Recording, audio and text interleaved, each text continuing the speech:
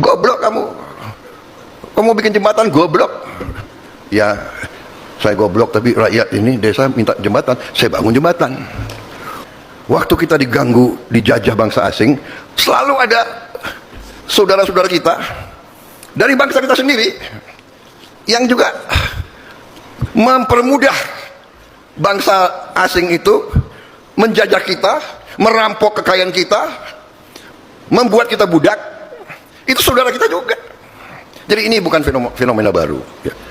Ini pembangunan jembatan ini itu bukan hanya pembangunan fisik, tapi ini merupakan simbol kepedulian, simbol kolaborasi, kerjasama, dan gotong royong. Siapa saja yang terlibat, Bapak Ibu? Ada tim aksi bersama, ini para orang muda yang luar biasa, kemudian juga kolaborasi Yayasan Islam Madinah Bayangan dari Safaka, warga, dan juga tentunya dari para kepala desa yang terlibat di sini. Dan kami di sini hadir selaku donatur untuk membersamai Bapak dan Ibu. Yayasan kami adalah yayasan yang bergerak di bidang keagamaan, kemanusiaan, sosial, dan pendidikan. Dan tentunya yang pertama kali kami lakukan, yang kami sangat senang sekali melakukan ini adalah kami ingin ada amal jariah dari para jamaah kami, dari para muslimin kami untuk membangun jembatan. Jadi berapapun dana kami terima, 10.000 kami terima, 25.000, sampai ada yang menyumbang berjuta, bahkan ada yang menyumbang sampai ratusan juta. Jembatan ini menghubungkan Arab antara dua kampung, dua desa, dan juga dua kabupaten. Ya. Sehingga saya berharap dengan adanya jembatan ini bahwa Bapak Ibu bisa berjalan lebih tenang, nggak takut-takut, gampang takut dijalingkah, gitu ya. Sarana perekonomian bisa menjadi lebih lancar, pendidikan juga bisa terhubung dengan adanya jembatan ini. Aksi bersama di Kabupaten Cianjur dan Kabupaten Bandung. Selama ini warga menggunakan bambu sebagai material untuk jembatan yang setiap 5 bulan, 6 bulan harus diganti. Nah, dengan dibangun jembatan ini mudah-mudahan bisa jangka panjang dan aman, nyaman. Nah, cara mengerjakannya di dalam aksi bersama ini, membangun jembatan bukan semata-mata sebagai program yang dikerjakan oleh tim aksi bersama sendirian. Ini dikerjakan sebagai gerakan, dilakukan gotong royong bersama dengan masyarakat, sehingga proses pembangunannya betul-betul bersama-sama. Karena itu istilah yang digunakan swadaya sadayana. Jadi ya swadaya dan semuanya yang terlibat. Sehingga jembatan ini bukan milik orang luar yang ditaruh di desa ini, tapi milik warga di dua desa ini yang mudah-mudahan bisa dirawat bersama oleh mereka. Pak, sebelumnya apakah ada survei dulu atau memang dari desa dua tempat ini mengajukan, Pak?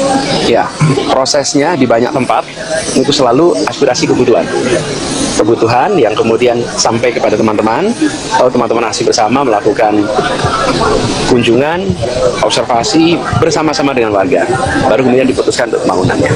Selain Cianjur dan Kabupaten Bandung Barat, ada berapa jembatan lagi, Pak? Sedang ada beberapa yang dalam proses, nanti kita lakukan satu persatu. Yang sudah Tapi selesai, yang kita baru sebelum puasa kemarin di Karanganyar. Jadi kita berharap pola ini bisa dikerjakan di banyak tempat. Pola apa sih? Pola gotong royong. Karena kalau pola gotong royong, insya Allah bebannya bisa tanggung sama-sama. Dan ini juga dikerjakan bersama-sama. Aksi bersama dengan warga. Lalu aksi bersama juga mengundang Yayasan Islam Madinah ikut terlibat, mengumpulkan fundraising sehingga ada pendanaannya. Warga di sini juga ikut mengumpulkan materialnya, makannya, prosesnya. Jadi iurannya itu iuran semua pihak. sudah saat langsung mengajarkan masyarakat untuk bersama-sama merawat dan juga membangun. Sekaligus mengajarkan kepada pemerintah kalau mengerjakan program bersama-sama dengan warga. Pendekatannya gerakan, jangan sampai kita selalu mengerjakan sendirian, warganya nonton aja. Kalau nonton aja sampai program warga nggak terlibat. Dan rasanya seperti dibikin oleh orang lain, tapi kalau ini bersama-sama. Jadi ini pelajaran bagi pemegang kewenangan, pelajaran bagi masyarakat, pelajaran bagi civil society, pelajaran bagi semua kalau kita membangun seperti orang tua kita dulu. Membangunnya sebagai gotong royong. Republik ini juga didirikan dengan semangat gotong royong. Cukup ya? Terakhir Pak, tadi kan sempat masyarakat tuh euforia ya ingin Bapak maju lagi, apakah 2029 akan ada gairah lagi Pak? Sekarang ini tahun 2026. Kalau mungkin ada Kita- ancang-ancang gitu Pak, melihat lagi. animo masyarakat tadi kan. Ya, kita semua lagi bekerja untuk membangun jembatan, membangun hal-hal yang dibutuhkan oleh masyarakat. Jadi ungkapan-ungkapan itu saya terima sebagai penghormatan, sebagai sebuah kepercayaan. Tapi proses kita kan sekarang lagi fokus jembatan, gitu ya. Terakhir tadi kan saya langsung tadi kan aparat desa kan juga mengeluhkan kepala desa, ada PJ juga terkait dengan mereka saat ini tidak bisa membangun infrastruktur karena ada efisiensi anggaran dari pusat kan gitu. Nah, karena mungkin ada beberapa program yang lain lah kan akhirnya digeser ke sana gitu. Menurut Bapak itu gimana? Ya, sebenarnya kalau yang namanya program pembangunan itu harus selalu pendekatannya sesuai kebutuhan. Sehingga jangan top down, tapi bottom up. Butuhnya apa, itu yang dibangun. Kenapa? Indonesia beda-beda. Di kawasan pesisir beda dengan pegunungan. Ya. Kemudian kawasan perkotaan beda dengan pedesaan. Pedesaan juga beda-beda. Ada pedesaan yang kawasan pertanian, ada desa kawasan perkebunan. Jadi Indonesia yang raya ini itu harus didekati dengan pendekatan yang bottom up, yang memberikan ruang untuk program beragam agar menyelesaikan masalah yang beragam. Kalau masalahnya seragam, ya solusinya seragam. Tapi kan masalahnya beragam, masa solusinya seragam? Balik lagi ke yang tadi Pak yang melibatkan masyarakat. Tentu. Jadi pendekatannya harus begitu. Tapi kalau seragam dari pusat, sementara masalahnya beragam, ya tinggal menunggu aja masalah. Pasti akan ada yang tidak sesuai, gitu ya. Terima kasih Pak. Dari mana teman-teman? Halo teman-teman, jumpa bersama saya di Politik Dangi. Ya, ini menarik sekali teman-teman. Bagaimana gebrakan Anies Baswedan ya, tokoh oposisi yang sangat luar biasa ini. Dan kalau kita melihat teman-teman, ya, Anies adalah mungkin satu-satunya tokoh oposisi yang betul-betul ya di luar pemerintahan namun komit ya untuk membangun Indonesia teman-teman. Kenapa? Karena Anies saja teman-teman yang istilahnya tidak punya jabatan apapun ya, namun beliau mempunyai hati yang dermawan ya, membangun masyarakat, membantu masyarakat ya, berbagi ilmu dan sebagainya teman-teman. Jembatan yang dikerjakan oleh Anies Baswedan ya, itu sangat mungkin ini sangat luar biasa teman-teman. Satu-satunya tokoh yang betul-betul mau membangun jembatan untuk masyarakat ya. Apalagi kalau kita lihat Anies nggak main-main teman-teman.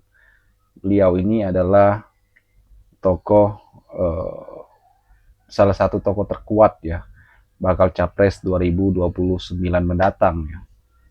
Dan seandainya ya Anies ini mempunyai jabatan politik atau jabatan publik teman-teman ya, saya yakin bahwa mungkin sang petahana akan kalah ya di Pilpres 2029.